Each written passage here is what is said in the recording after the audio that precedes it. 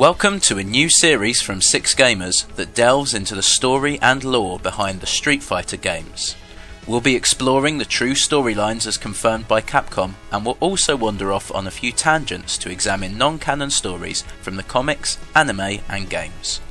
Today, we'll be looking at the game that started it all, Capcom's 1987 title, Street Fighter.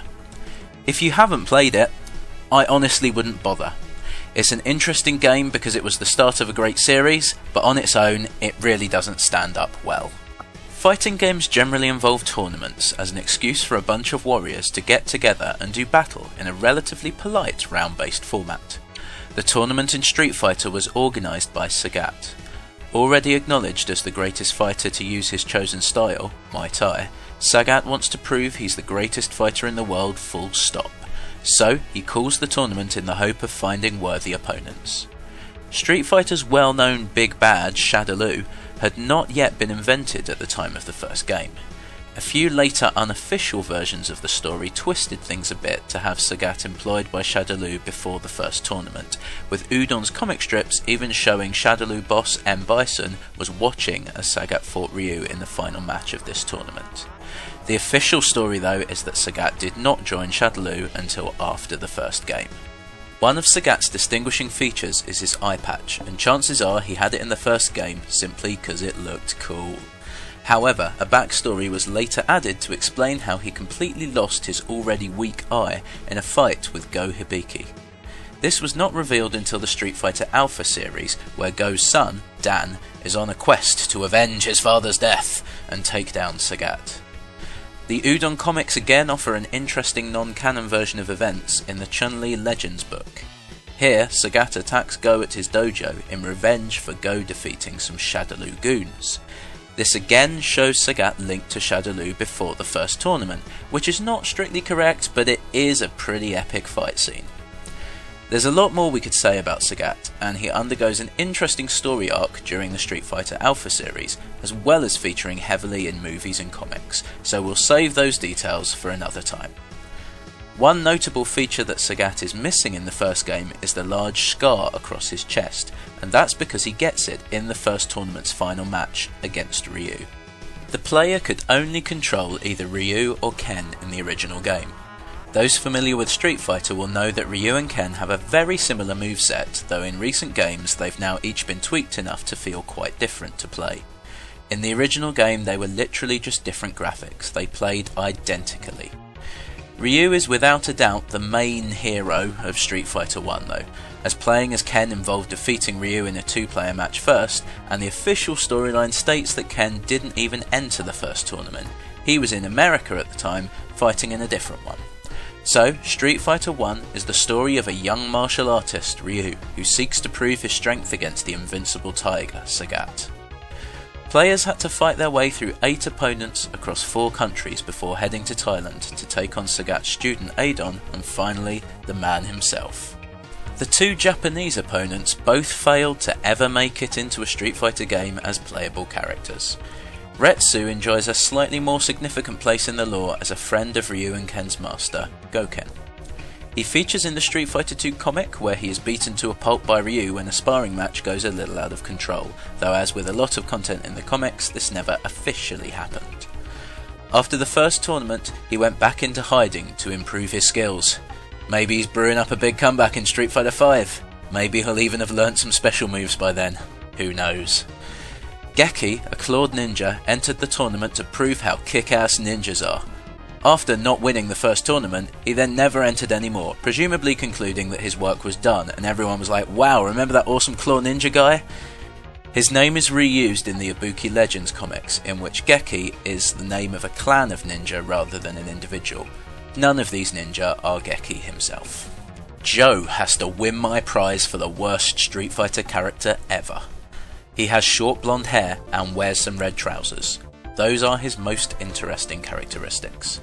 There is a theory that he made a cameo appearance as the Ghost, a Fight Club opponent in the 2006 3D Final Fight game Streetwise. Frankly, I suspect Joe was just so dull that everyone forgot he ever existed, and another unimaginative character designer just happened to draw a bloke with short blonde hair and some trousers. Joe appears in the intro to the first game punching through a damn wall.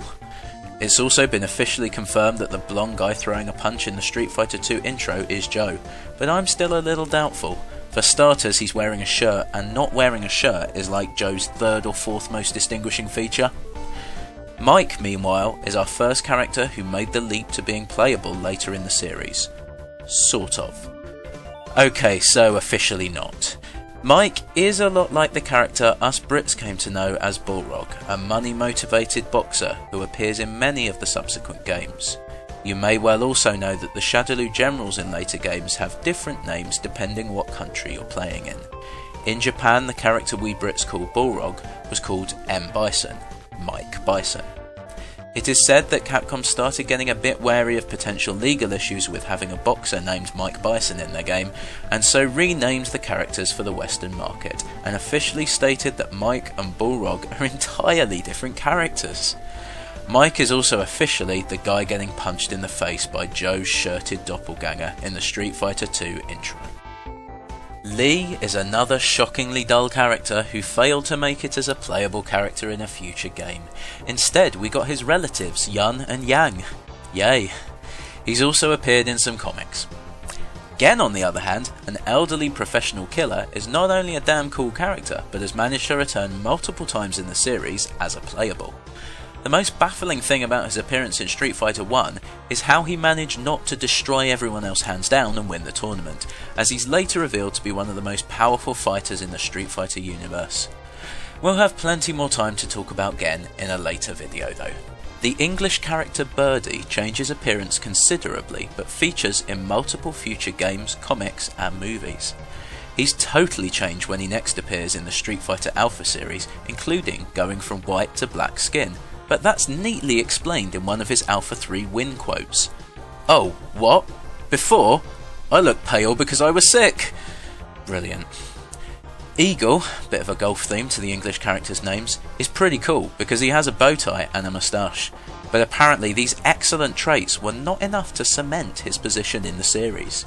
He pops back briefly in the Alpha and Versus sub-series. In the first World Warrior tournament, he was hired by some unknown agency to kill Sagat, but failed. Capcom clearly did their research on the English though, as both the Street Fighter Wiki and Udon's World Warrior Encyclopedia state that he likes roast beef and dislikes unrefined fellows. Too right. After battling through that rather tepid selection of opponents, Ryu gets to Thailand to fight Sagat, where he first has to take on Adon, another Muay Thai fighter who also appears in later games, so we'll talk more about him in a later video. When he faces off against Sagat in the game's final bout, Ryu deals the Invincible Tiger his first defeat. The force of Ryu's iconic Shoryuken attack is what leaves the enormous scar across Sagat's chest. The official version of events retcons in some more detail. Sagat actually would have easily defeated Ryu had the young fighter not used the evil force known as the Satsui no Hado. We'll talk more about this dark power in a later episode. The key thing is that Sagat was offering Ryu his hand to help him up when he suddenly received a demonically powerful cheap shot across his chest. This temporarily filled Sagat with rage and lust for revenge, which is why he accepted an invitation to join Shadaloo, though as we'll learn when we look at the Street Fighter Alpha series, his membership was somewhat short-lived. That's the end of our journey into the lore of the first Street Fighter game. As this is the first video in this series, I'd love to hear what you think and what you'd like to see next. Is there a particular character or game you'd like to see me focus on? If you enjoyed this video, please like and subscribe. See you next time.